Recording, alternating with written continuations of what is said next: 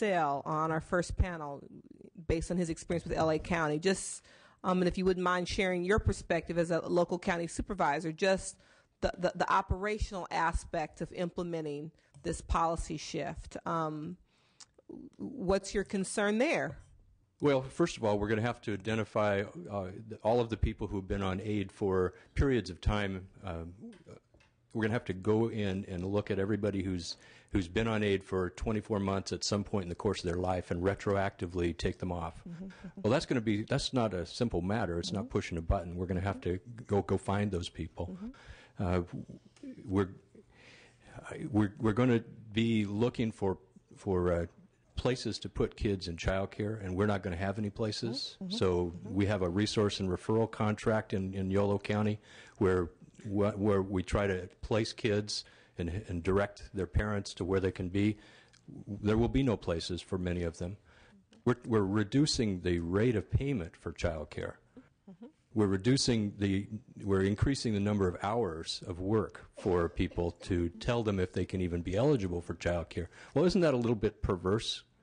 Because if you're gonna work more, that means you don't have time with your kid, and you're not going to get child care until you reach these levels. This doesn't make any sense. We currently have about 100 eligibility workers in Yolo County, and they're working full time, and we can't even go out and do outreach to make sure that people who are eligible for the CalFresh program make their applications, because we don't have sufficient folks to do that. We're changing that. Thanks to this legislature and the governor for passage of legislation that opens up the CalFresh eligibility process a little bit, we've got some work to do there. That's where I'd like to focus our efforts. The benefits that are received by children and their mothers in California are meager at best currently. They've already been hit in the last several years multiple times. To continue that is not, I don't really care how hard the people who work for my county are working. I'm more concerned about the people who will be denied benefits. Thank you very much. Any other questions of the supervisor? Not for the supervisor. I did have one comment. Thank you very much for your self-regulation. We want to try to identify the 15. I know that was hard. We wanted to try to get you to your buses, so thank you very much, and to others who allowed us to accommodate the agenda. Mr. Chesborough, and then I'll see if anybody has questions of finance who's here and of the department before we move on to the next panel. Before we go back to the panels, when I was commenting on the impacts on the employment and child care loss, some Child Action of Sacramento, I believe, sent up a document that has a pretty significant response to that. Maybe they were going to present it later, but I got a copy, and I don't know if the others did. So if whoever provided that to me could provide that to the sergeant for the other committee members, I think it's a good response to the question about the impact of losing the educational and child care benefits. Excellent. Thank you. Any other questions? Mr. Lightbourne, anything else you wanted to share?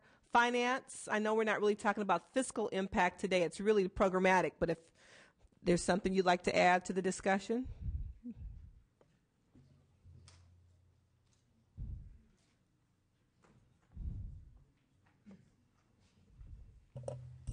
Thank you, Madam Chair. Yang Lee from Finance. We do recognize that this proposal is very difficult. It's extremely complex, that there would be some significant impacts to some of the recipients.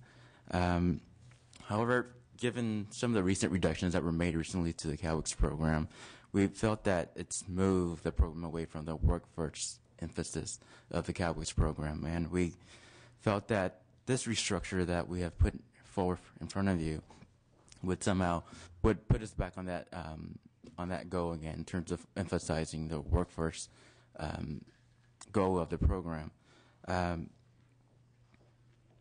We do want to note that this is a policy-driven proposal. We did take into consideration some of the fiscal aspects of it when we were developing it too, but it is mainly a policy-driven proposal, and we wanted. We hope that the legislature do not loudly reject the proposal today, that we would prefer that the legislature continue the discussion with the administration on developing and reshaping this proposal. Any comments? I think I would just say to finance that while I'm a freshman, I've just been here a year. Some of my colleagues can certainly correct me if I'm out of line. But you mentioned the fact that we've gotten away from the focus on work in recent years. But I think most of the actions we've taken have been in response to what's been proposed to us by finance and the administration. So if we've gotten away from the focus on work, I don't know that that was the intent or originated with the legislature. We have merely responded to budget proposals. So if that's where we are, that's unfortunate, but I don't think the legislature owns that. So thank you very much.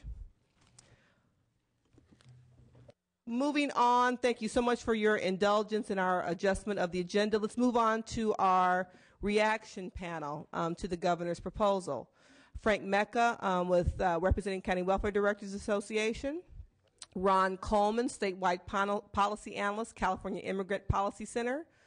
Jennifer Jensen, Job Specialist 3, and Shirley Dillard, Eligibility Worker 3 from Fresno County.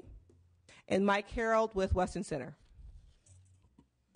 Thank you, Madam Chair and Mr. members. Mecca, why don't you get started?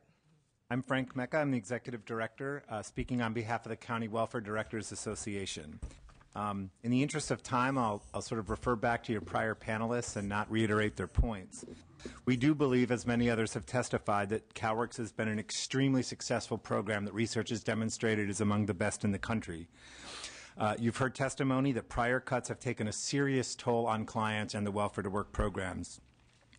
And you've heard compelling testimony that clients are facing the worst job market in years and are competing against people often with significantly more experience and advanced degrees. So with that backdrop that we evaluate the governor's proposal, I would like to say that overall, with respect to the budget, we commend the fact that the governor has included in his overall budget proposal the notion that revenue has to be part of the overall budget solution. We're nonetheless extremely concerned, though, that on the cut side of the overall deficit reduction equation, once again, CalWORKs is targeted for inordinately and dangerously large cuts. The welfare directors across the state evaluate the governor's proposal in light of, I think, 4 major lessons that we've learned from the implementation of CalWORKs. First, the impact of poverty on children and communities is significant. Children who grew up in poverty have lower educational attainment, poorer health and economic outcomes than their higher income peers. They are more likely to be incarcerated, they're more likely to engage in risky behavior, they're more likely to earn less over their lifetime, and these differences that poor children suffer during childhood persist their entire lifetimes. In light of the compelling research about the impact of poverty on children, we have extremely significant concerns about the following aspects of the governor's proposal. First, in a single day, more than 250,000 families will see their average grant cut to less than 30% of the federal poverty level, plunging 500,000 children deeper into poverty. Under the governor's proposal, 63,000 recipient families with 125,000 children would lose everything. The only cash assistance that family has to survive would be eliminated. We also have significant concerns about several subpopulations, and this proposal is so complex we couldn't begin to lay them all out. But to give you an example, we provide assistance to relative caregivers of children, the parents of children, many of whom otherwise would be in the foster care system, and they're doing us a favor. They're taking care of a child for a child-only grant in many cases that's much less than the foster care system. Our child welfare workers across the state are extremely concerned that grant cuts of the magnitude that we would ask this population to take would leave many of them with no choice but to relinquish those children to the foster care system, where they would certainly cost more and it would be worse for the well-being of those children. So I think it's the case that the short-term savings could and will result in certain respects, certain long-term costs. And I think we need to look at those, a lot of those populations. SSI parents is another one. So Mr. Ansel said more than I could ever possibly say about the real-life impact of grant cuts on families. Secondly, one lesson that I think we all learned, and I too was here in this room as CalWORKs was being negotiated, we learned that the lives of people we serve are not linear. I think we had this notion, I think some still do, that sort of folks are on an escalator and sort of move like this. And what we've learned is people's lives are much more complicated, and they go like this, since air gestures are the thing of the day. They are. This is Balloons. how real people's lives work. And the reality of our families, I think, is a lot more complicated than some of the underpinnings of certain welfare reform strategies. And it's in light of that we're very concerned about the 24-month time limit and the retroactive application of the time limit of the proposed change. The average length of stay of a CalWORKs family is about 2 years. But we can't assume that someone who moves into the workforce will stay there for the rest of their lives without any bumps. And it's our concern that many families who leave the program, particularly people who left the program in the early years when the economy is good, are coming back now because they've been displaced. We're seeing title officers, people who work in the mortgage industry, construction workers, who are now back, many of whom will have used up their 24 months, and they basically have 6 months, not just to get a job, but to get subsidized employment that meets the hourly requirement of the work participation rate in order to receive services. And we think that this is unrealistic for many recipients.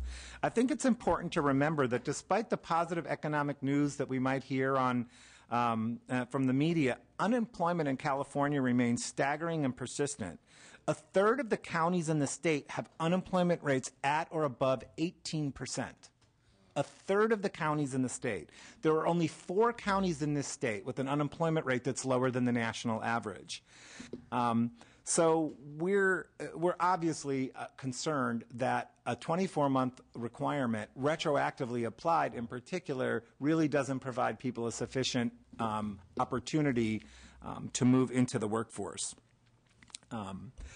Thirdly, a big part of what made CalWORK successful was our ability to mix subsidized and unsubsidized work, training, education, and barrier removal activities.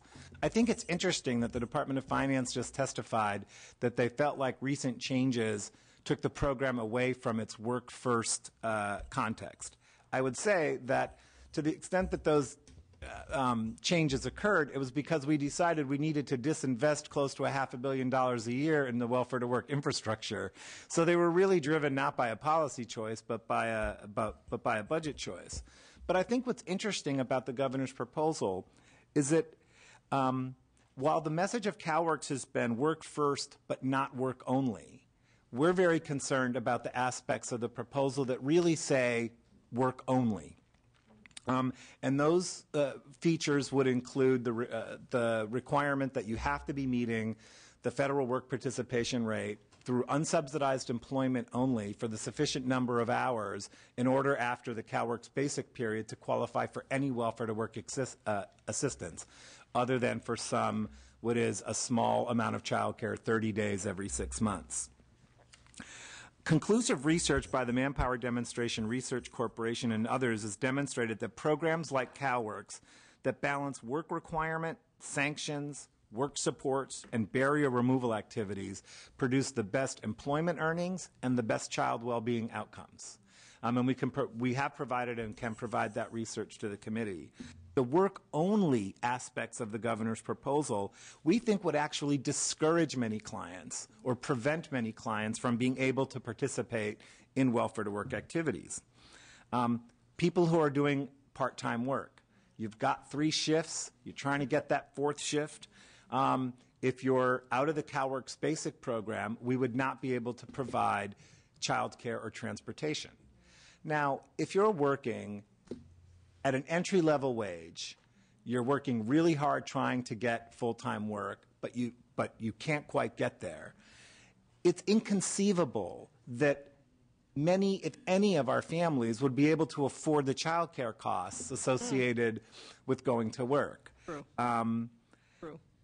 We know conclusively from research, and I think the LAO's report documents some of this research, that many families in our safety net have multiple barriers and significant barriers to employment. eliminating and reducing the ability to do barrier removal activities like substance abuse treatment and English as a second language is something that we're extremely concerned about. I think perhaps the almost impossible task for many clients to actually get and stay in the workforce under these terms is the reason that the budget does not assume any increase in the number of people who meet the work rate through unsubsidized jobs. I think Mr. Lightbourne indicated that it was a choice of the administration not to make any behavioral change assumptions about what would happen based on the policy prescriptions.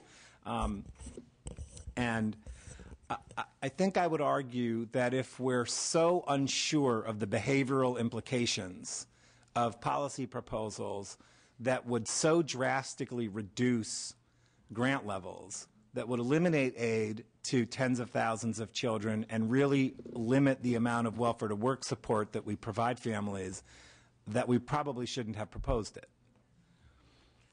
The last lesson that I think is really important, and a couple of your witnesses testified to it, is we really need to keep it simple. We have to be able to explain a program to our workers, to our communities, and to our clients. Behavioral incentives and work incentives are effective if people understand them, can articulate them, can embody them. And I think it's clear that the administration's proposal adds a significant degree of complexity over the CalWORKs proposal. And the administrative implications about ramping up and ramping down have been discussed by your prior witnesses. But from the standpoint of the clarity of the message and the ability of people to understand the incentives that we want them to respond to, if they're so inordinately complex, you've undermined your work incentive. And I think there are aspects of this proposal that tip that balance. The final point that I'd like to make is that much has been said about how the administration's proposal refocuses work and eliminates exemptions. But I think what's important to point out is that in the budget year and beyond, there are fewer resources provided in the governor's budget for welfare to work supports than there would be absent the changes proposed by the governor. Say that one more time. There are about $100 million less in the county single allocation, the block grant that we get to provide welfare to work services, provided under the governor's budget than otherwise would have been provided under current law. Got it. And that's because the assumption that large numbers of people will leave the program or will move into the child maintenance program. So to the extent that our behavioral assumptions are wrong, we still aren't provided the funds to provide those services. So in the absence of the governor's proposal and truth in budgeting via current law would have produced roughly in the neighborhood of $100 million more child care, transportation, other types of employment assistance than are being offered in the administration's budget. We obviously have very significant reservations about the impact of the proposal on child well-being and the welfare to work aspect of the program, and we very much look forward to working with the legislature and the administration. We understand clearly that the budget situation is dire, but the CalWORKs program is too successful and has taken too deep of cuts in prior years to be targeted to this degree once again. Thank you very much. Mr. Coleman. Good afternoon. My name is Ronald Coleman, statewide policy analyst with the California Immigrant Policy Center, and I thank you very much for giving me the opportunity to discuss how this proposal, if passed, would impoverish tens of thousands of families across our state. In this budget cycle, Governor Brown has proposed to cut $2.5 billion to Health and Human Services programs on top of $15 billion in cuts since 2008. Since that time, $3 billion has been sliced from the CalWORKs program alone.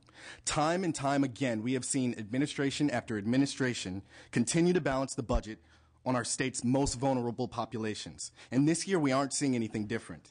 Governor Brown has proposed to cut over $1 billion from the CalWORKs program under the guise of a refocusing and restructuring of the system. But when you really dig into the details, it's really just a mechanism to drastically reduce the current caseloads and slash grants to our state's most vulnerable families at a time that they need this support the most. Let's remember who we're talking about here.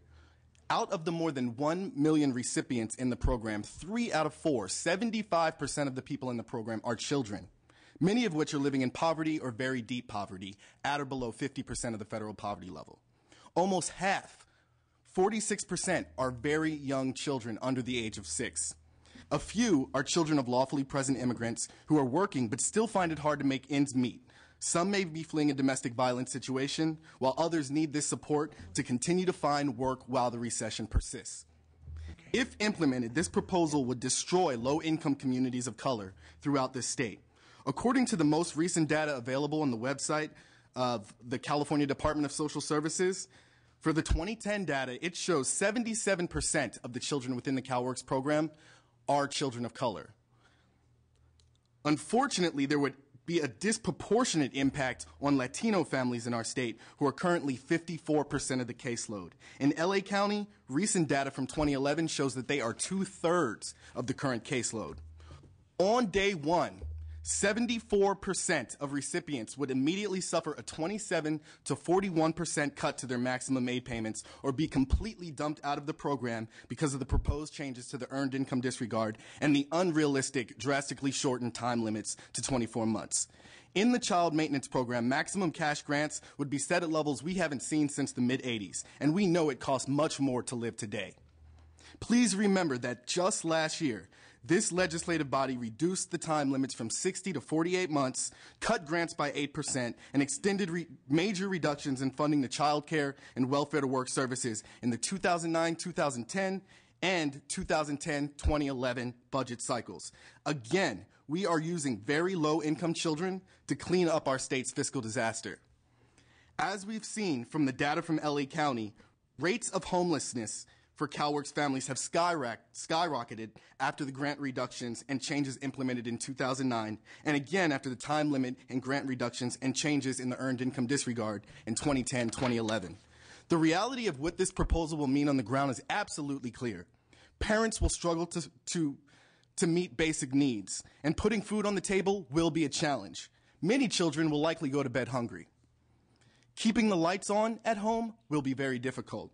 And without childcare, it will be harder for parents to maintain adequate employment and/or finish their education. Parents will struggle to pay rent, and many families will simply end up on the streets. And one of the last things we want to see is these children being ripped out of their homes to live with other families at a cost that is much higher to the state. Given the levels of cuts since 2008, it really makes you wonder, what are the goals of these proposals? We know the consequences are widespread child poverty. Unfortunately, it appears that the administration has chosen to make a policy choice that will disproportionately impoverish families of color, with an overwhelming impact on the Latino community. Let's not forget that we are talking about the same families that have been left homeless by the housing crisis, the first ones to be laid off due to the bad economy caused by the housing crisis, and then continue to take a beating year after year after year while the legislature slashes the very safety net many of these families now cling to for survival. Lastly, with proposed revenue solutions heading to the November ballot, it is premature to impose severe mid-year cuts that will further harm California families and increase child poverty. What we need are policies that incorporate our state's values and protect programs that invest in children and get families back to work at a time when they are desperately seeking employment. The current child poverty rate in California is 23%, and that number will surely soar if this draconian, austere proposal is pushed forward. At the California Immigrant Policy Center, we see a vote in support of this proposal as a vote to increase child poverty, and we urge you to reject this proposal and protect our state's most vulnerable children and stop them from being used as pawns to fill our state budget deficit. Thank you, Mr. Coleman. Next witness, please. Mr. Harrell. Oh, I'm sorry. It's not Mr. Harrell. Ms. Jensen and Ms. Dillard, both eligibility workers with Fresno County. Whoever would like to go first is fine. Thank you, Madam Chair and panel members. My name is Shirley Dillard. I'm an eligibility worker with the Fresno County Department of Social Services and has been for, this will be my 13th year.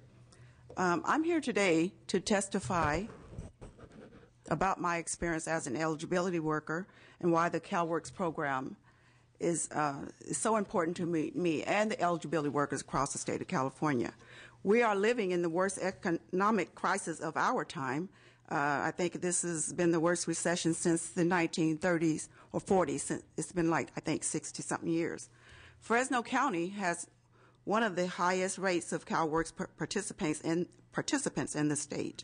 People in my county are in great need or are heavily relying on CalWorks safety net to help them through these tough economic times. And there's been a lot said today. I'm going to just, a lot of it said. I'm not going to say a lot of it because we've heard some of everything, and I just want to basically piggyback and tell you what I see day to day. And just imagine if it was you sitting there. I want to put you there. I've seen clients come in with business owners, master's degrees, teachers. It's not the lazy, uneducated, illiterate people that are applying for CalWorks these days. It's people who have worked, people who have had homes, jobs. It's people like us. These people are coming in, they're humiliated, they're embarrassed, they're in tears. And my job as an eligibility worker is to tell them, help them get through these barriers that we're hired to do. And with the budget cuts, the CalWorks budget cuts that the governor is proposing, is unimaginable what this would do to people. People are suicidal. People they feel hopeless. And when persons feel hopeless, that's when we know we have problems. CalWorks is the only program that families can access when circumstances are unbearable and they can't afford to care for their families. Parents come to our office, as I said, in tears, humiliated and ashamed. They often say they never thought they would be in this situation, as when the gentleman, Matthew, I think Mr. Matthew, testified earlier. I tell families it's going to be okay. That's what we're here for. That's what the safety net is for. It can happen to any of us. I want to tell you one story. I want to tell you about a story of a gentleman. He had just finished college. He was homeless, just going through a divorce. He had used 20 months of his time on aid. He came and applied for public assistance. He got it. Now, he emailed me about 9 months later, Mrs. Dillard, I want to say hi and thank you because now I'm one of you. He got hired with the county as an eligibility worker over in foster care, and he said, I want to thank you for being the kind of person you were, for not looking down upon me, not frowning upon me, and for talking to me like I was a person. These are the kind of stories. These are the things that we see on a day-to-day basis. I want to put the legislature there so they can see, they can feel what we feel on a day-to-day basis. And I urge the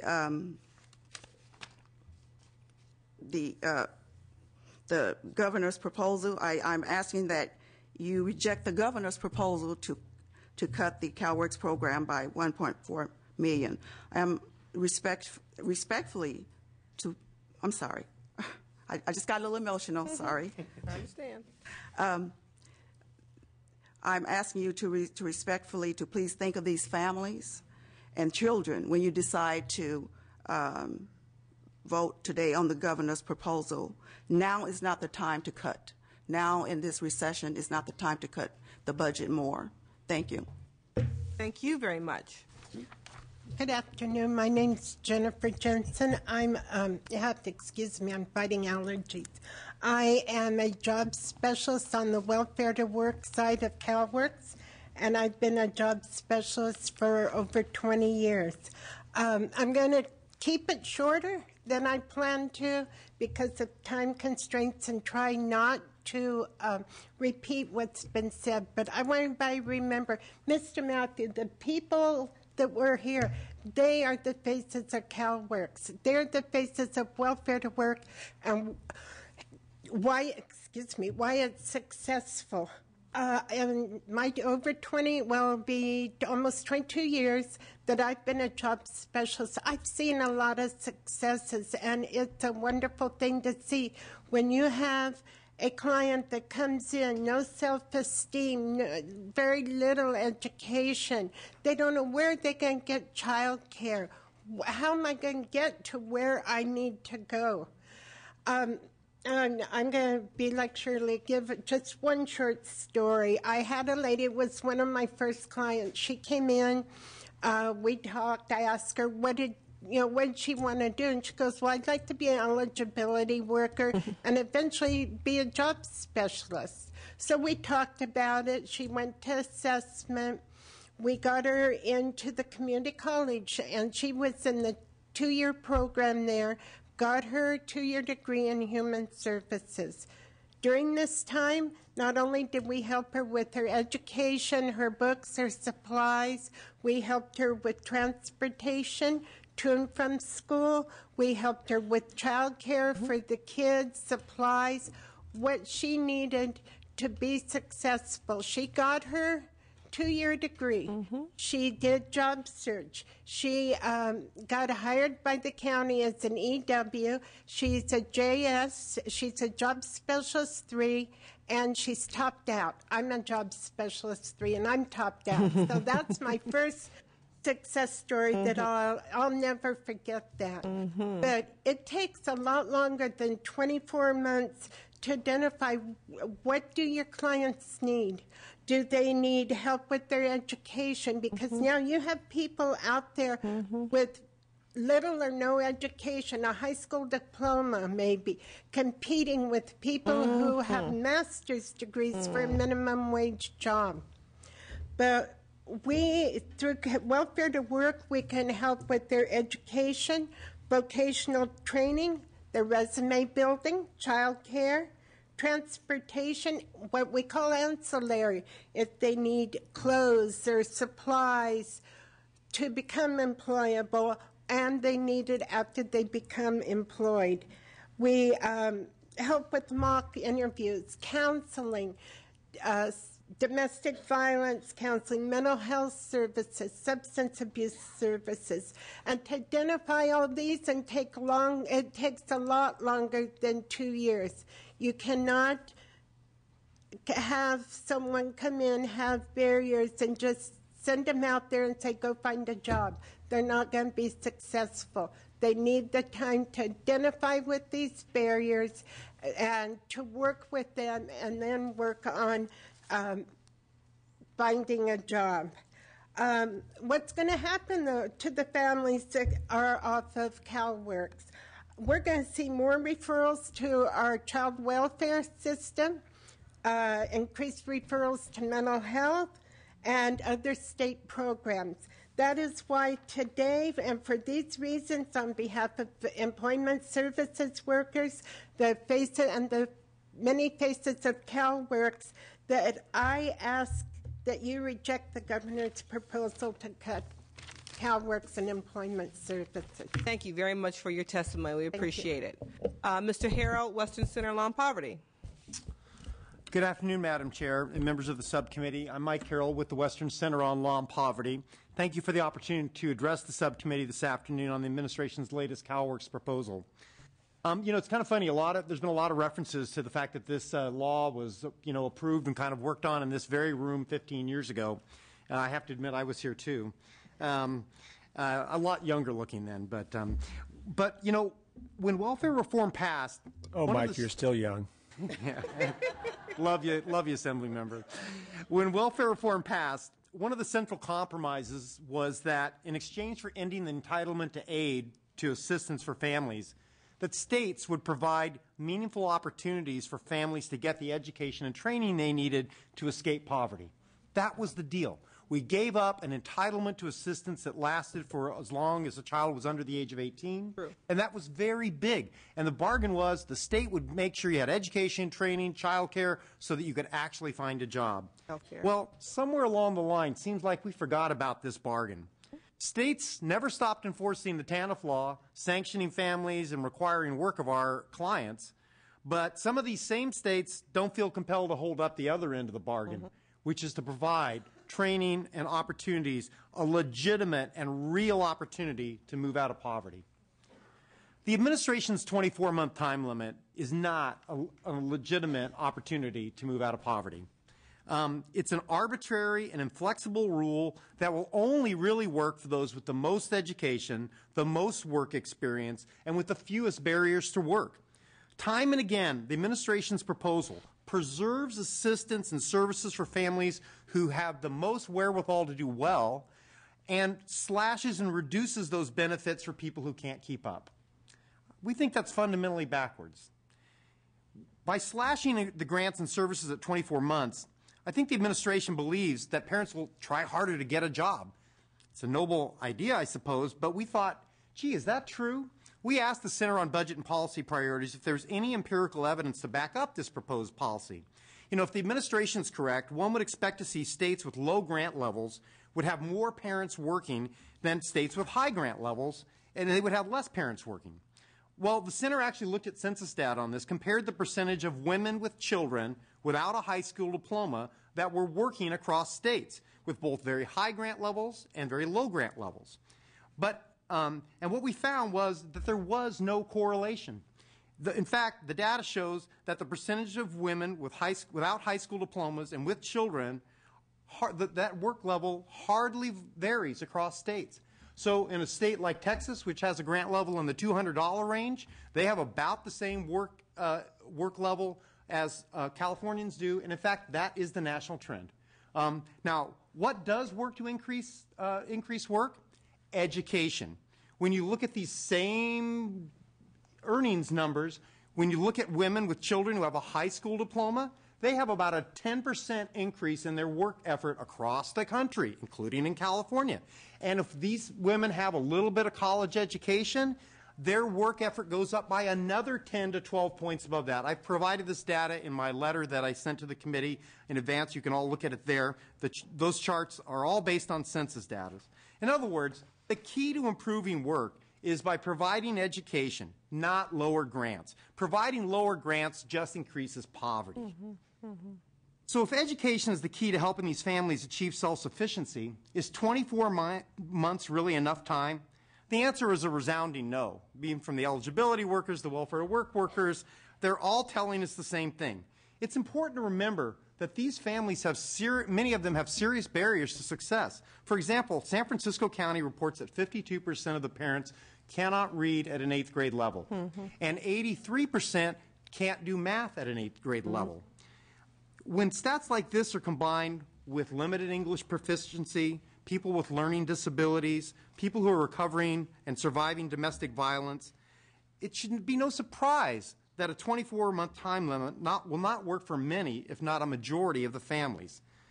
You know, people don't remember that we actually used to have an 18 to 24-month time limit when this program was adopted in this very room. And we had that time limit for the first 5 years of the program. But a funny thing happened. There was an ability for families to get an extension beyond that 24-month period if they were complying with their welfare to work plan and were making progress and were close to meeting their goals. We would give them an extension. Well, so many families sought extensions that counties were getting overwhelmed by applications to do this. So in 2004, the Schwarzenegger administration, you know, Governor Schwarzenegger wasn't exactly liberal on welfare, but he and the legislature agreed to extend the time limit to 60 months. So counties wouldn't be having to spend all this time filling out forms and approving people's extensions when, in fact, almost all of them were warranted and valid. This allowed the county workers to be able to focus on getting people to work and getting people off of assistance.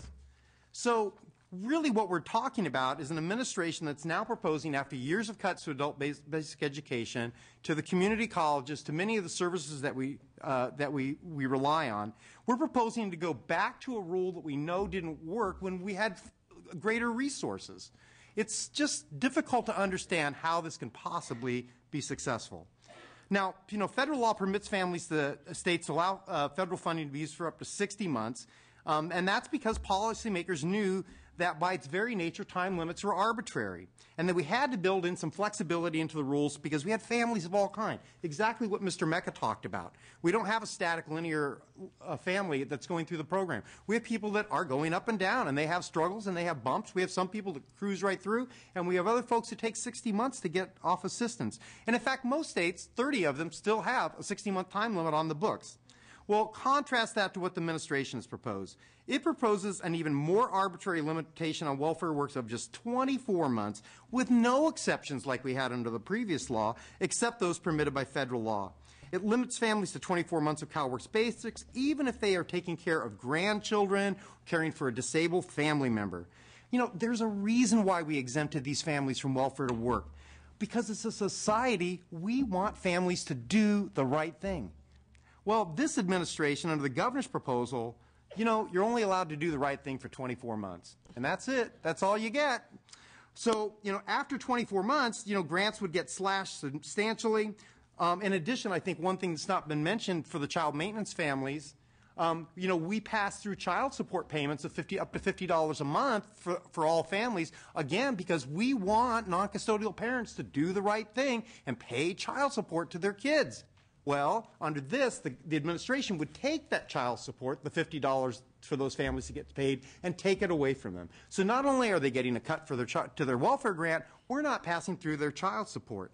And this comes on top of an 8% grant cut last year, a 48-month time limit last year, a 4% grant cut that was taken in 2008, and that we've told almost 100,000 parents that they can't go to work and have to stay at home. Now, so, you know, when we started this, you know, 20 years ago, we had a grant level of about $694 a month. And now, when we cut the grant last year, that's exactly what the grant was. Again, 22 years later, we still had the same grant level of $694. You know, so we took a look at this. The Insight Center publishes a self-sufficiency standard on a county-by-county basis about what it really costs to live in California. Not high on the hog, but, you know, child care, health care, housing, utilities. You know, and for example, in Riverside County, the Insight Center estimates that it takes about $4,600 a month in pre-tax income to afford the basics in Riverside. But CalWORK grants have declined so much that the current average grant level barely represents 10% of that $4,600 a month. And in fact, if the governor's proposal goes through, it'll drop below 8% of the actual self-sufficiency level in Riverside County. And virtually every county in the state looks the same as Riverside. I didn't pick them out. I picked them out because they're kind of in the middle of the state. Look. And those self-sufficiency standards don't include gasoline at $4.55 a gallon. No, they do not. And they do not include many other things that people would consider to be basic things in their household. Bottom line for us, the governor's proposal will not work. It arbitrarily limits opportunities for moving out of poverty by establishing unrealistic time limits.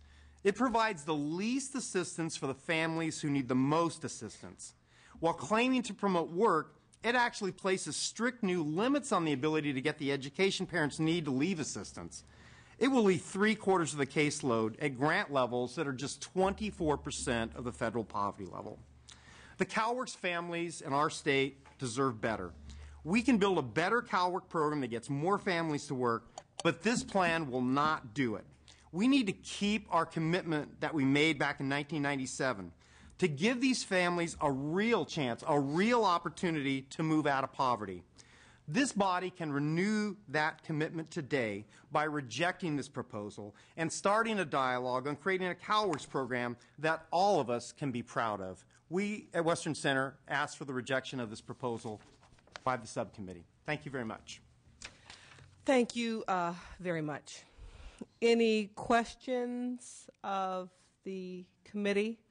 Welcome, Mr. Mansour. Mr. Monty. Yeah, perhaps more of a comment than a question. I want to thank the combined panoply of testimony here, and it was complementary to each other, from the personal experiences to the more overarching dynamics of these proposed cuts. Clearly, it's our responsibility in the legislature, working with the governor's office, to figure out how to balance a budget when the revenues, in my view, are not sufficient to attend to the kinds of minimal program inputs that are essential from a humanitarian, moral, basic, subsistence support for families, and having programs that do move people forward instead of into homelessness.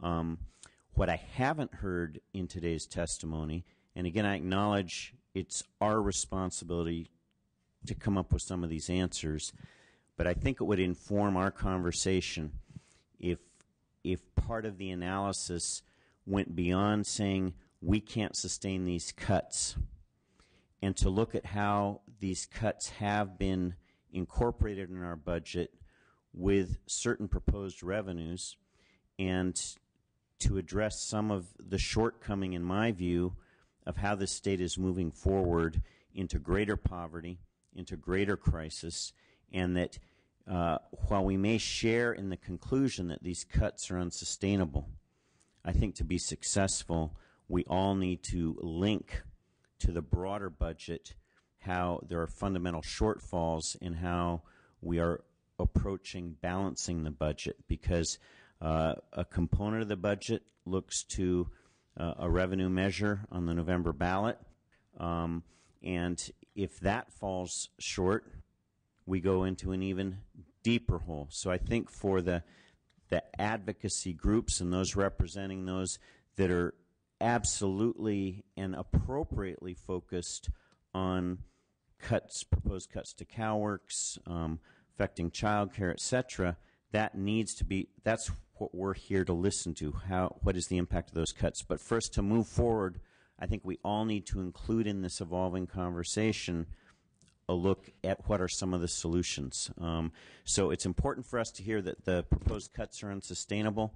We need your help in the communities you represent in lining up around support of some solution ideas that can help us avert making cuts of this gravity. So again, I acknowledged twice, and I'll conclude, we have the responsibility to figure that out, but we need the help of those that you're here representing today as well. Thank you. Thank you very much. Chairman Mitchell, if I might just for a second, Please. I think the admonition is very important. And the governor's revenue initiative, for example, which includes realignment protections for counties, is very important. I would just point out that in the context of the admonishment, there are, in the construct of the governor's budget, there are cuts that would be restored under the passage of the November initiative, and there are some cuts that would not. Under the governor's budget construct, the CalWORKs cuts would not be restored.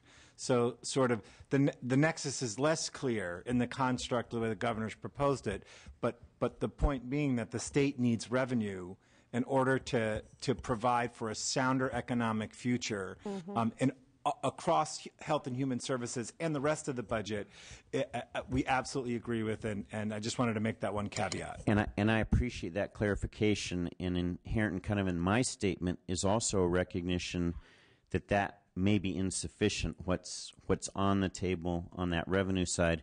So as we look at solutions, being explicit if that proposed solution falls short, as you've just helped to clarify. So thank you. Mr. Chesborough. Again, we've been in this thing for this downturn for so long that I could play a tape. I've said this so many times, but we also always need to return on each of these issues to cumulative impact on children and families. That this is one very serious threat to them, but it's not the only one. So, I mean, in healthcare and education and a variety of other areas that are very, very important to the future of children and families, it needs to be looked at in that context of really a cataclysm for low-income families. Seeing no further questions, what we're going to do is I'm going to propose that we take an action, and we'll put it up for a vote, and then we'll open it up for public comment for those of you who were soldiers and stayed to the bitter end. We appreciate it. We'll open it up for public comment to let you do that. I think the testimony we've heard today has been very compelling and very helpful. I appreciate Mr. Nielsen's question and your comment, Mr. minding that we have a collective responsibility to figure it out. And there were a number of us old heads in the room that, we earned our bragging rights today talking about we were here before when the issue was discussed. And so perhaps we should simply act like we did then and take the bull by the horns and establish those work groups and staff work groups and member work groups to sit down with advocates and the department and whoever else would like to join us to really begin to talk about a solution, to figure out how we incorporate what we have heard today and what we have learned and what we will continue to learn as the letters continue to pour in and we continue to pour over all the wonderful resource documents from LAO to budget project to all of the resources that are before us.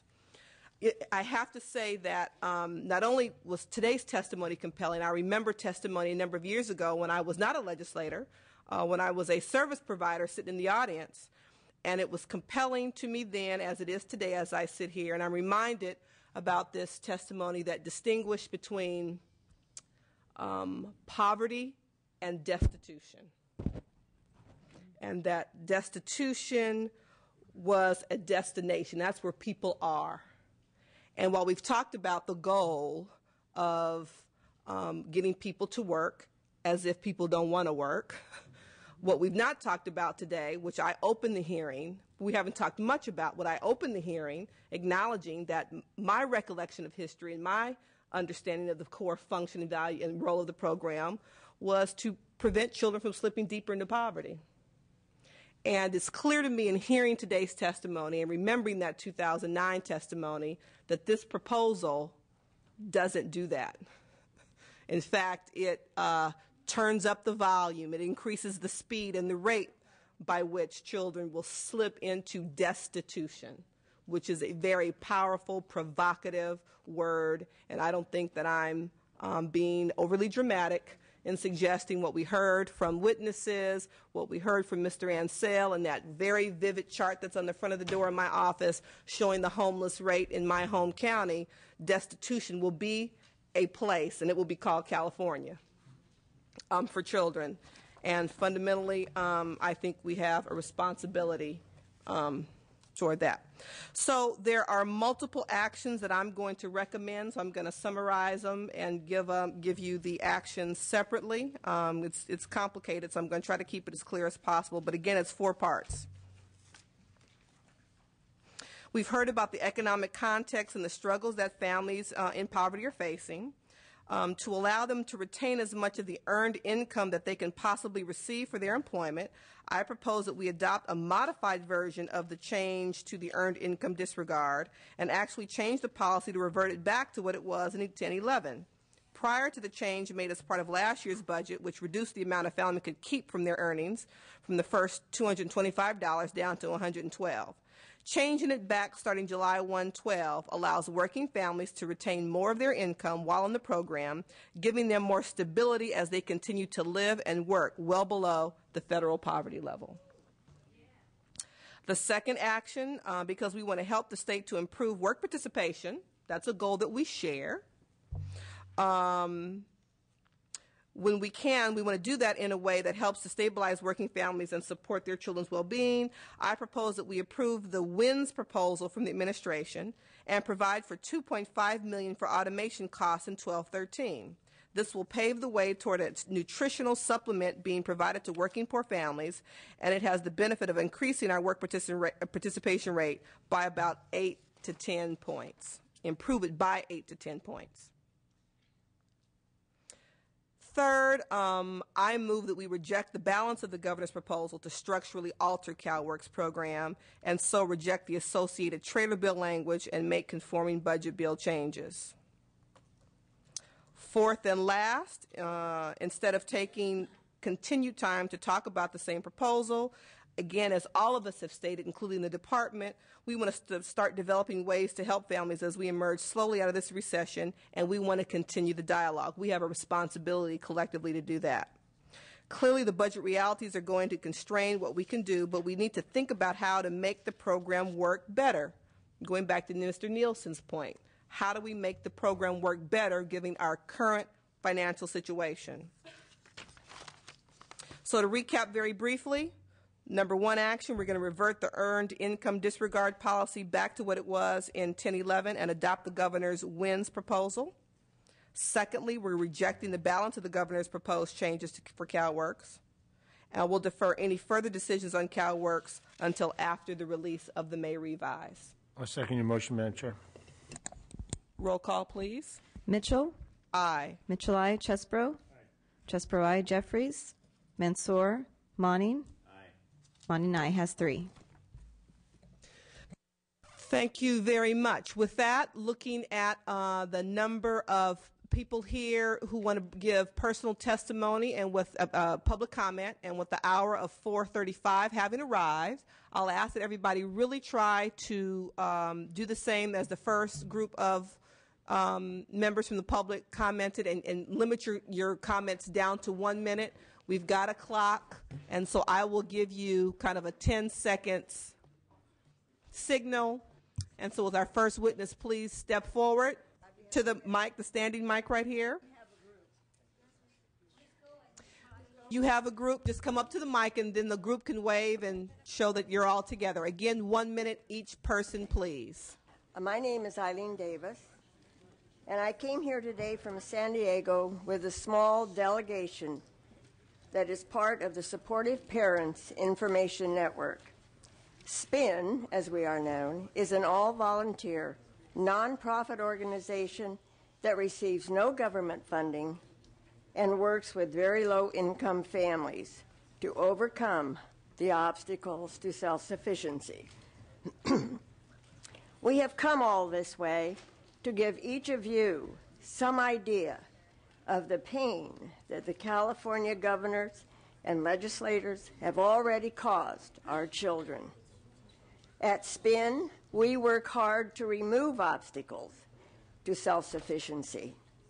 But our children have no choice when new obstacles are being created by our legislators and our governor. Before you think of creating one more obstacle, the one that will reduce our children to below the subsistence level, perhaps you should hear from some of our children. Thank you. Hello, my name is Tajay Sullivan. I'm 12 years old. I know you think that mothers like mine get welfare because they don't like to work, but there are many reasons why parents need aid. My mom works in a grocery store. She needs to ride the bus more than 5 hours a day to get to and from work. She often gets home after 10 o'clock at night. She has no car, so she has to take the bus or find a friend who can take her to do laundry, buy groceries, and take care of family needs. My mom can't find a job with full-time hours. There aren't any. The kids in my school know what it is like to be without gas and electric, to have the phone shut off, the water shut off, and to go without meals. But the reason we suffer these hardships is not because our parents refuse to work. It is because many people in the government think our families are a waste of money. And imagine how that makes us feel at 12 years old to know that others look at us like that. It's wrong.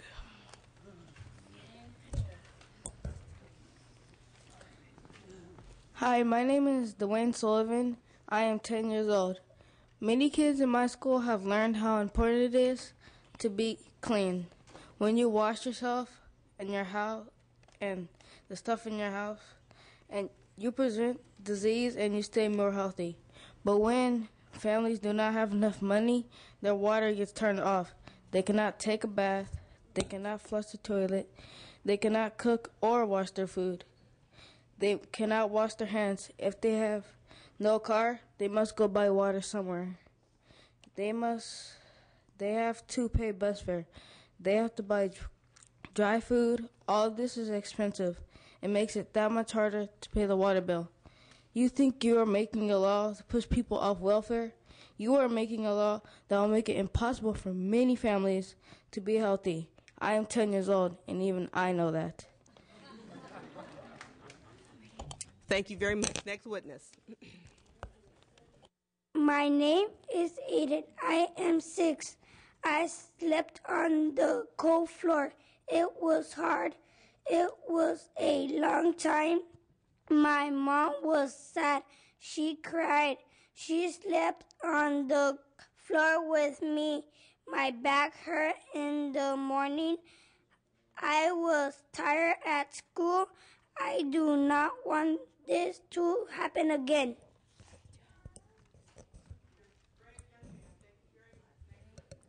My name is Arlie Charco.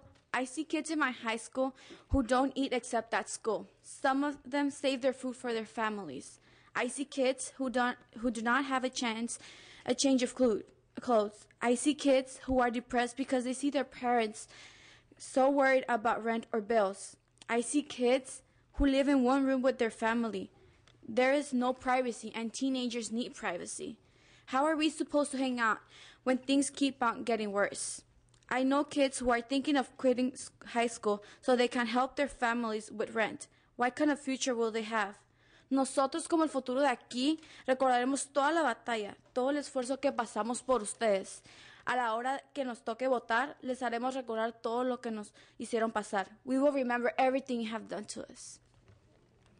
Thank you very much. Next witness. My name is Maria Seves. I speak for 100 of low-income families we see in our work spin. I feel angry and frustrated when I hear that many people in power believe the low-income parents are lazy. We clean your houses.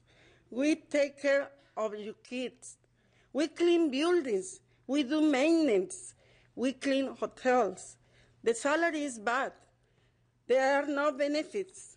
Many jobs are only part-time or when they needed someone. We know hard work. We know how to stretch the money, but cannot find works. Sometimes you need more training. That is what CalWorks was for. Now it is so little that you keep going down. What do you want? Do you want to see us in the street? Do you have the power to stop this? Shame on you if you do not. Thank you. Next witness, please. Hello, my name is Crystal England. I'm a single parent, full-time student, and community advocate. I currently volunteer with Parent Voices, the Women for Economic Justice, Partnership for Children, Sonoma County, Committee on the Shelterless, as well as Circle of Sisters. This is unpaid work, but my efforts have benefited more parts of my community than any single paid position. We currently subsist on a $317 a month child-only cash grant that does not begin to meet my daughter's needs. We pay for our utilities, gasoline, toilet paper, and toothpaste with credit cards. Every semester, I take out student loans so I can pay down those credit cards. The governor's proposal, my original understanding was that it would reduce the child-only cash grant by 15%. But I see here that it's closer to 30, bringing it below the 1980s levels. Meanwhile, the cost of gasoline is not below 1980s levels. Neither is the price of toilet paper, toothpaste, or shoes. When I graduate summa cum laude this coming May, I will no longer have those student loans to keep my family afloat. That means that me and my daughter will have to try and make that $200 stretch to be able to accommodate both of our needs. If I cannot find work. I just ask that you take into consideration that the child-only cash grants, children are not islands of themselves. They exist in the context of families, with parents. And if we are not there to support our children, if we cannot meet our own needs, we can't meet theirs either. Thank you. Thank you very much. Next witness, please. 1 minute. Hello, my name is Jessica Art, and I work for the Sacramento County Department of Human Assistance. In Sacramento County, we're combination workers. We do eligibility and employment services. And I also administer the CalLearn program. We'll still call it that. I'm here today because whatever you might decide to do in the future, you make the decision in this room, you make it in another room, you might get some emails and you're done. I'm the one that's going to be explaining to several hundred people face to face as they cry when they have their children with them that they are screwed. And I already frequently have to look these people in the eye and say, I cannot help you. I am sorry, I cannot help you. and that is very difficult. The money that we issue our clients does not go away. It does not vanish into a vacuum. It is spent in the state of California. The money that I give my clients is spent in the county of Sacramento.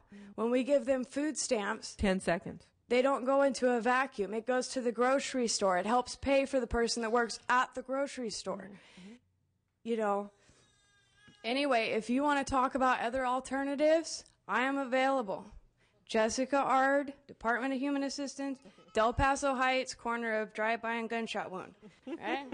Thank you very much. Next witness, please. Juliana Vorth with the Urban Counties Caucus, also here in opposition. I appreciate the subcommittee's action today. We did note, as Senator Dickinson raised, the cost shift to the counties. We are very concerned, even though they may not be eligible, all of them, for general assistance, but they still live in our communities. They're still going to be in our board chambers. They're still going to be asking for services. And we need the tools that CalWorks provides in order to help them get back to work in this tough economy. So we support your motion and appreciate the vote. Thank you. Thank you very much. Next witness. Hi, my name is Diana Spatz, and I'm the Executive Director of Lifetime. And we help CalWorks and other low-income parents pursue post-secondary education as their pathway out of poverty. So moms who get certificates are making $35,000 a year off welfare, and moms who get bachelor's degrees are making anywhere from $55,000 to $120,000 a year, including Melissa Johnson Camacho, who couldn't get off work to be here today, who's a nurse at the UC Davis Medical Center making $90,000 a year.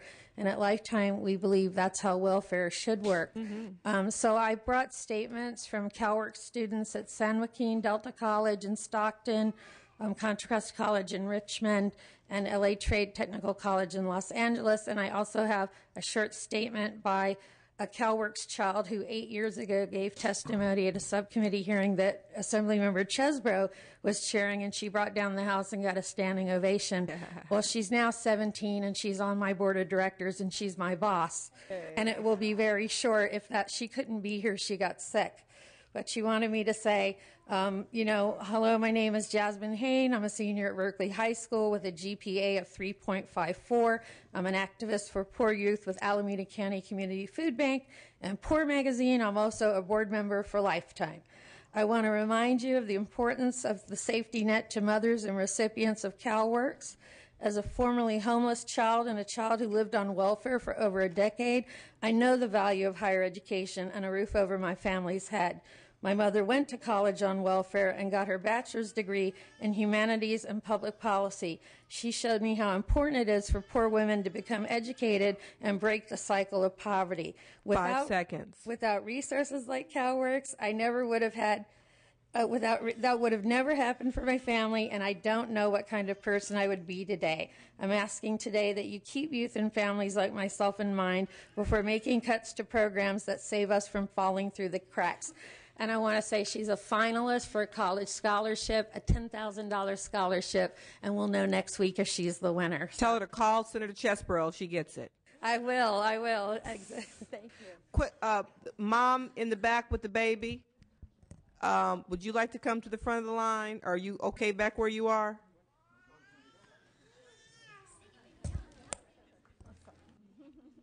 Babies get to jump the line in this committee. I think she's getting hungry. There you My go. name's Angel Garcia, and I am a case manager at the Sacramento City College CalWorks program, and I'm also a former CalWorks participant.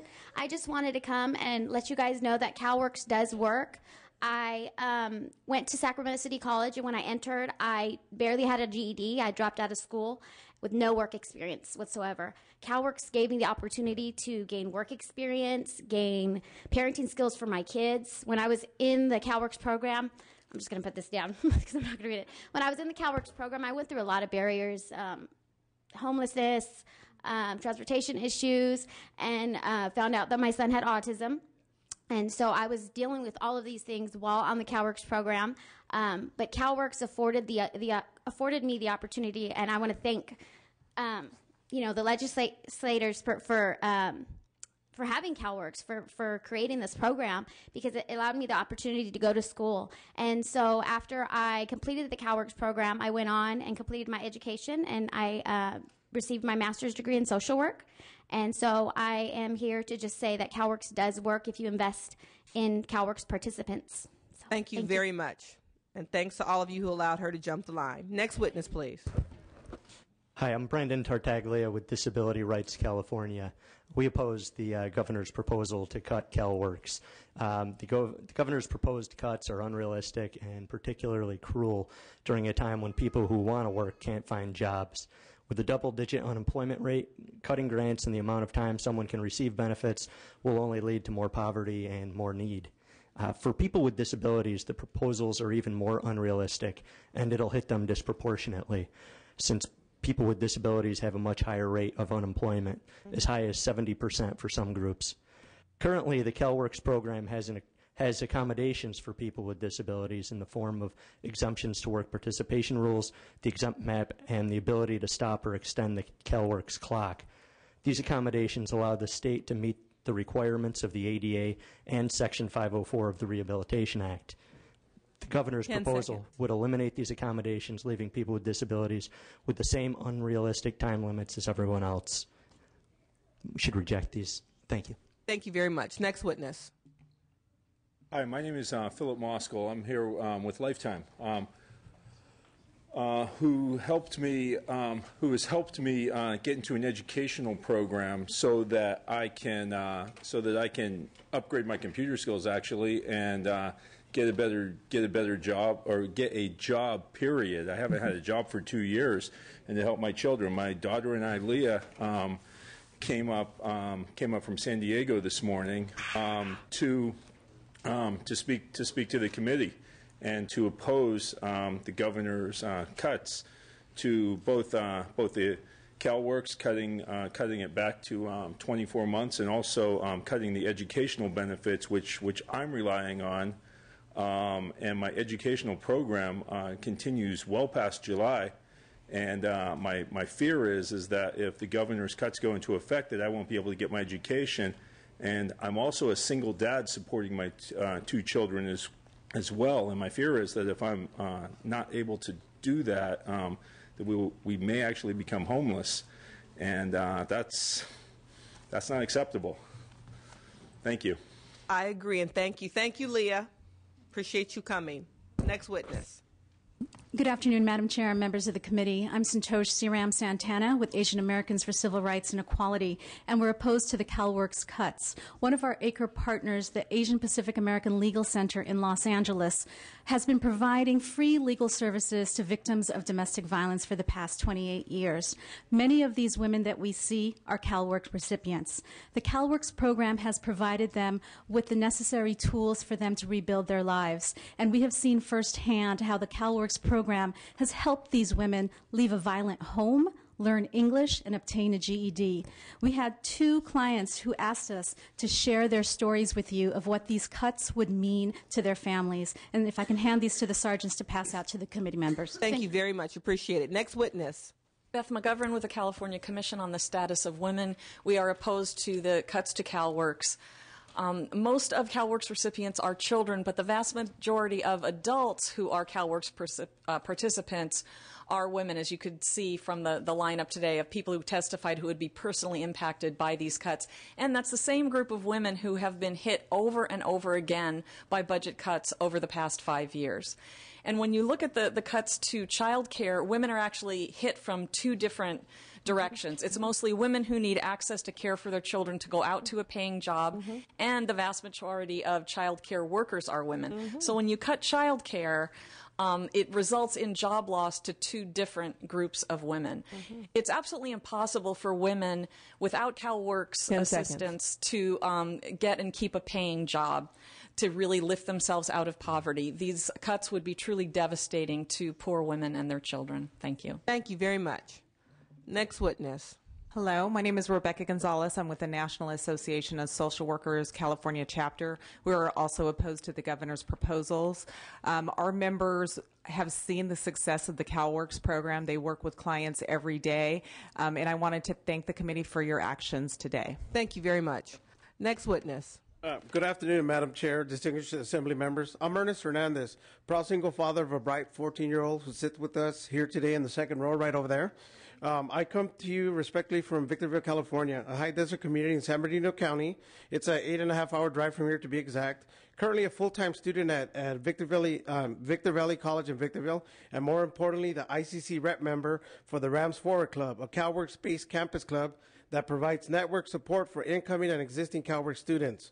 Unfortunately, 24 months ago, I also had to go through the CalWorks doors, regrettably.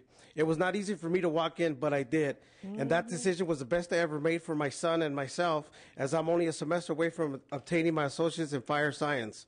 By rejecting the proposed cuts, it would allow me to graduate as a firefighter and be self-sufficient. As a firefighter, I'm constantly asked to sacrifice my life for your life. So I'm not asking you to sacrifice your life. What I'm asking is for you guys to please try and find another way to raise revenue without taking from my son and the kids of California. Thank you for your time. Thank you very much for your testimony. Appreciate it. Good Next afternoon. witness, 1 minute. I'm also with Victor Valley College in Victorville. And one point that I want to make that no one's made yet is that the cutbacks to the college, you can no longer complete a 2-year degree in 2 years. Because now we only have summer, we only have winter. Winter's cut out, so we only have spring, and then we have the fall semester, and we have a handful of classes in the summertime, and that's it. So there's no way you can get a 2-year degree in 2 years anymore. It'll take you at least 3 years. And that's if everything goes on time, everything goes on track. So if you have any kind of things that life gets in the way, it won't happen for you. So thank you very much for that piece of information. You're right. No one else has raised it, and it's a very valid point. Thank you. Next witness. Hi, my name is Anessa Henry, and I'm a current CalWorks student that has truly benefited from the CalWorks program. I enrolled in the Sacramento City College CalWorks program, and when I did that, my counselor, Leslie Silva, believed in me when I didn't believe in myself. She told me, Anessa, you can do it. And she's right. I will graduate with a degree in community studies in fall of 2013. The CalWorks program has become more than a program to me, and I will never forget the wonderful staff that I have the opportunity to work with. I'm sharing my story today because Governor Brown has proposed several changes to the CalWorks program that will affect low-income families. One change in particular that outrages me is the cutting of lifetime limits of 48 to 24 months. Parents will not be given the opportunity to finish their educational goals they started. What will become of them? Half an education not guarantees employment for self-sufficiency. Half an education will not move families out of poverty.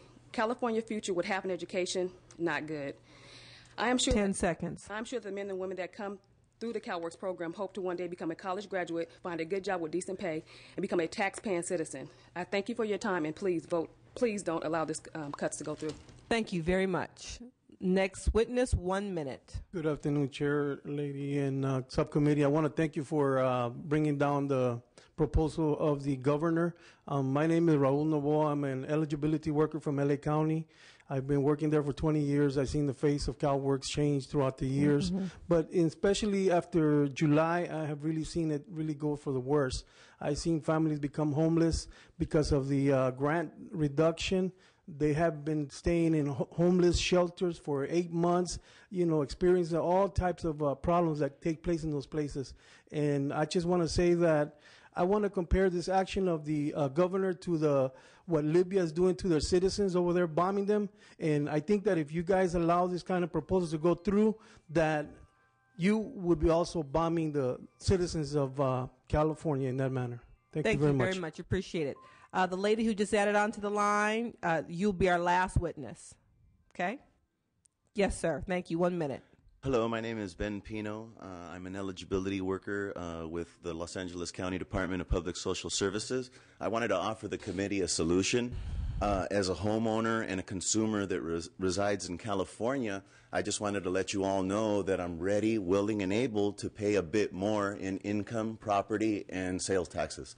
Thank you very much. You come see me after the hearing. We'll collect it directly from you. Thank you very much. Next witness, please. Hello, my name is Tamara Knox, and I'm with the CalWorks at Sacramento City College. I'm a domestic violence survivor and a single parent of a 6-year-old boy.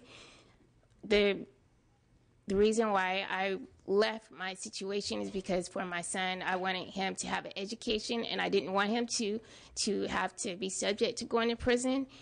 Today is still a struggle day to day.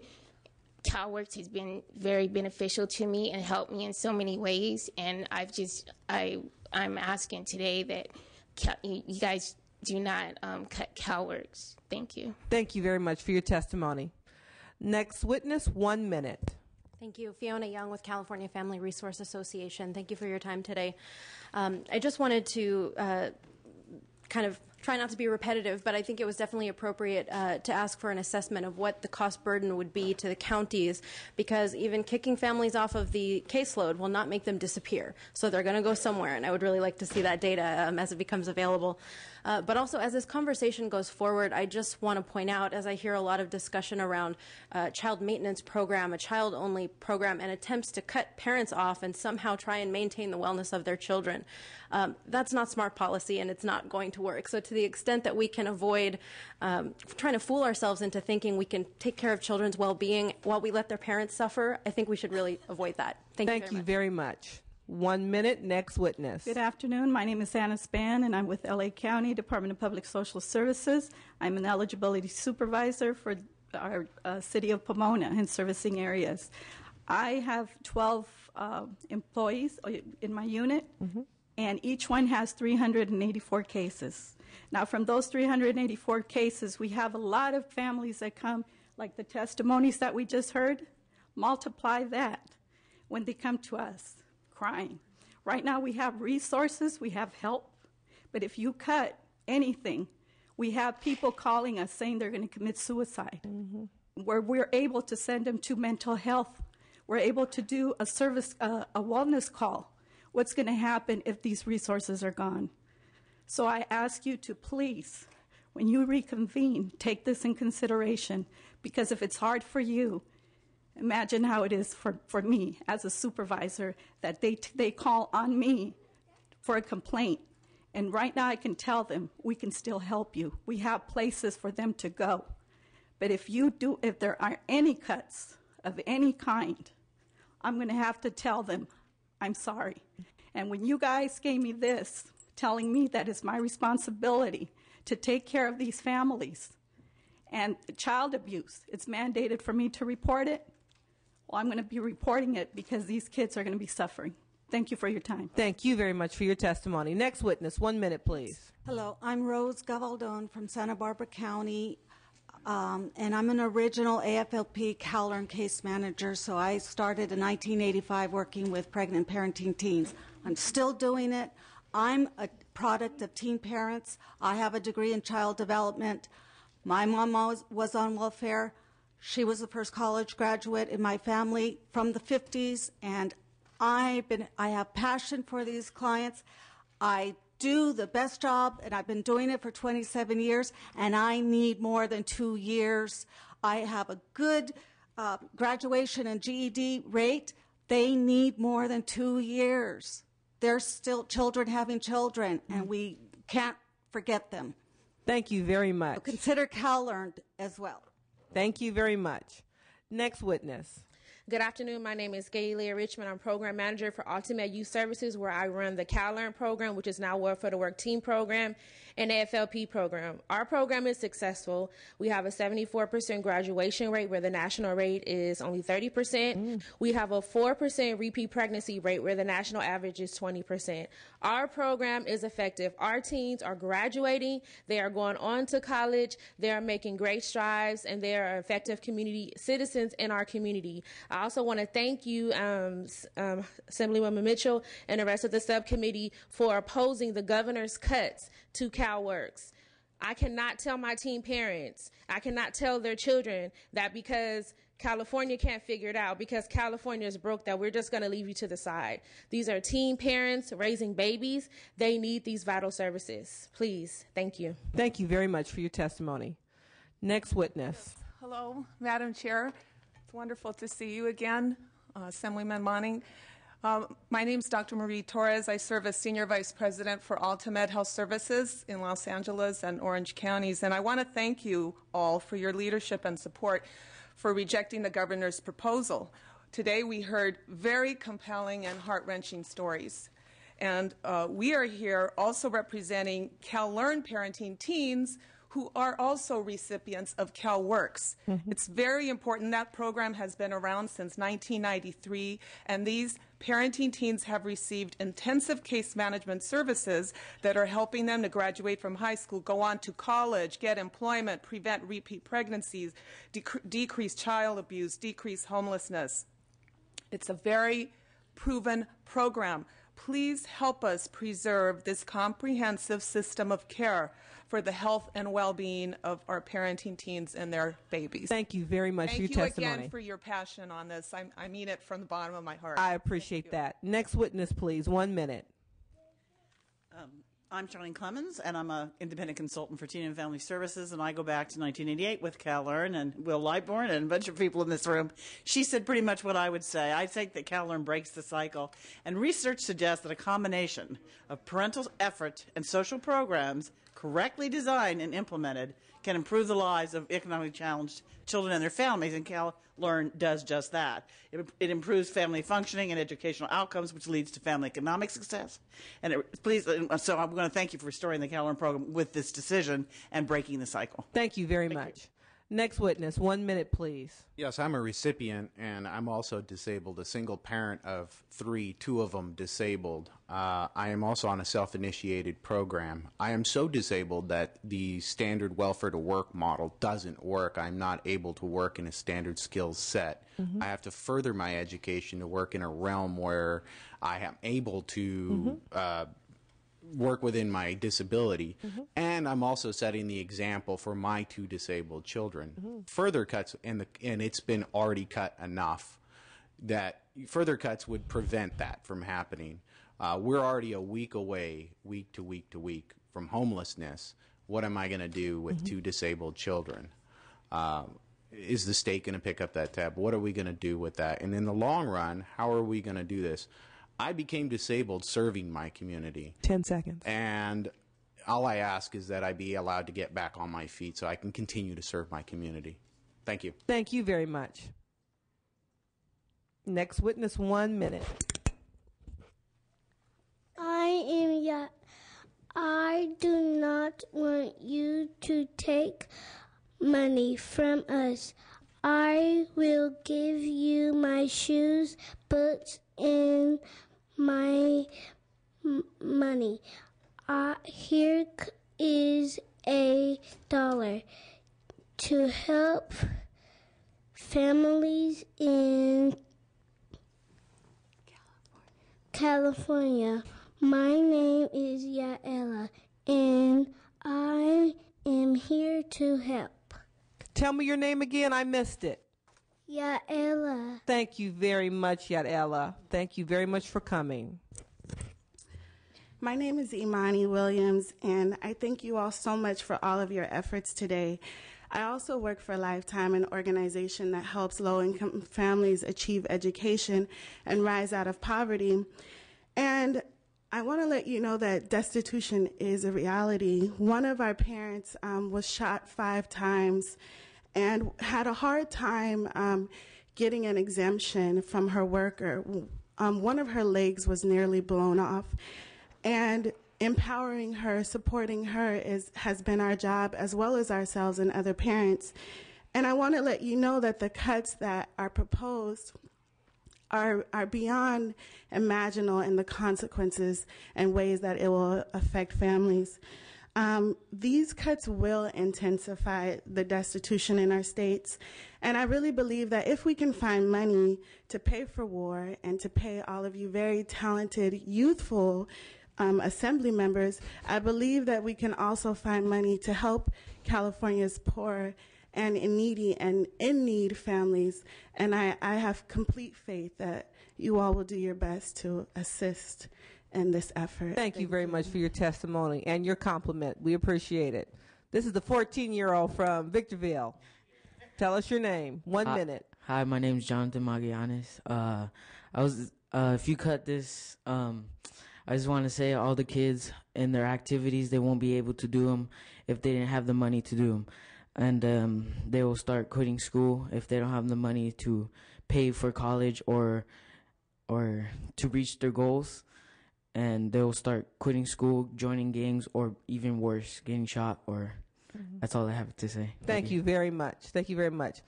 Mr. Matthews, few people get a second bite at the apple, so I'm going to give you 15 seconds. Thank you very much. Blessed is he who considers the poor. The Lord will deliver him in time of trouble. The Lord will preserve him and keep him alive, and he will be blessed on the earth. I don't know how we're going to get out of this financial mess, but there is a way, and we all have to work together. Thank you very much. Thank you very much. Appreciate your testimony. Mr. Monning, any closing remarks? No, I just want to thank all those who patiently waited to give your testimony. It's incredibly helpful for us to see the human face and the specific narratives of how these proposed cuts affect our communities, more importantly, affect the children in our communities. So thank you all for being here. Thank you, Madam Chair, for leading a very powerful and informative meeting. Thank you. Thank you, Mr. Monning. With that, Sub 1 stands adjourned.